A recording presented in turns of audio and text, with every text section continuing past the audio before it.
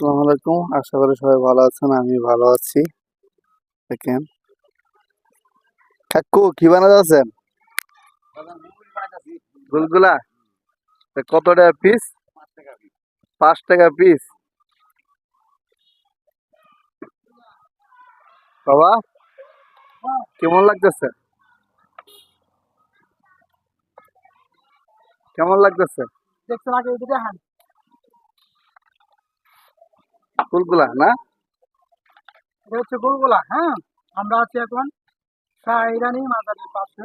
কাকুর নাম কি? সোহরাব না? মোহাম্মদ সোহরাব কাকুর নাম। কাকুর দোকানে আসছে, কাকু গোলগুলা বিক্রি করে। আসছে দুটো বিক্রি করে না? সকালে নাস্তা করে বানায়, আর বিকালবেলা দিয়ে গোলগুলা। তো 5 টাকা একটা গোলগুলা দাম, চিন্তা করে দেখেন, মাত্র 5 টাকা।